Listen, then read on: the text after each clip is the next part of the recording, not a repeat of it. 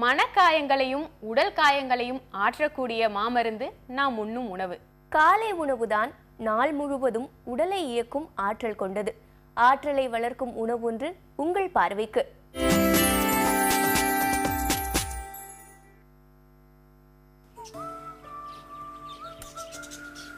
வாழைத்தண்டு நம்ம பொரியலாகவும் கூட்டாக தான் பண்ணுவோம். ஆனால் எங்கள் வீட்டில் சலாடு பண்ணுவோம், ரொம்ப டேஸ்டியாக இருக்கும். எங்கள் அம்மா இது ரெகுலராக எங்களுக்கு பண்ணி கொடுப்பாங்க.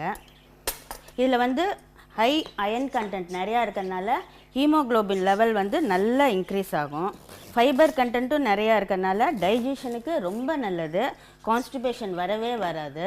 ஹை ஃபைபர் கண்டென்ட் இருக்கிறதுனால இந்த நாரெல்லாம் நம்ம ஆக்சுவலாக சாப்பிடக்கூடாது, எடுத்துடணும்.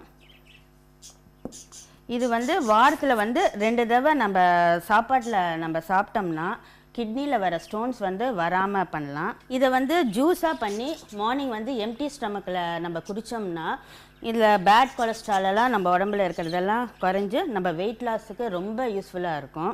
இது எங்கள் வீட்டில் எங்கள் அம்மா கட் பண்ணி மோரில் போட்டு வைப்பாங்க. ஏன்னா இதில் அயன் கண்டென்ட் நிறையா இருக்கிறதுனால உடனே பிளாக் ஆகிடும். அதுதான் அவ்வளோ அயன் கண்டென்ட். அதனால் நம்ம ரெகுலராக நம்ம ஃபுட் ஹேபிட்டில் யூஸ் பண்ணோம்னா உடம்புக்கு ரொம்ப நல்லது. லெமன் ஒரு லெமன் பிழியலாம். இந்த லெமன் விட்டமின் சி நிறையா இருக்குது. இம்யூனிட்டி நல்லா டெவலப் ஆகும். த்ரோட் இன்ஃபெக்ஷனுக்கெல்லாம் ரொம்ப நல்லது. காரத்துக்கு க்ரீன் சில்லி, பச்சை மிளகா, இதில் விட்டமின் பி இருக்குது. இதுவும் கொஞ்சமாக போடணும்.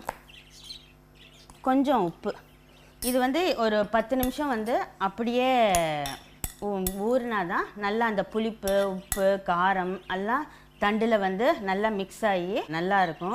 எஸ்பெஷலி இந்த சம்மர் ஸ்டார்ட் ஆகிடுச்சு, மைண்டு ரொம்ப ரெஃப்ரெஷிங்காக இருக்கும். வயிறு உப்பசமாக இருந்ததுன்னா வயிறு ரிலாக்ஸ் ஆகும். என் பையனுக்கு இது ரொம்ப பிடிக்கும். நான் பண்ணி அந்த பக்கம் வச்சுட்டு வர்றதுக்குள்ளே அவன் போய் சாப்பிட்ருவான். அவ்வளோ ஒரு டேஸ்ட்டு, சிம்பிளானாலும் ரொம்ப டேஸ்டியான சலாடு.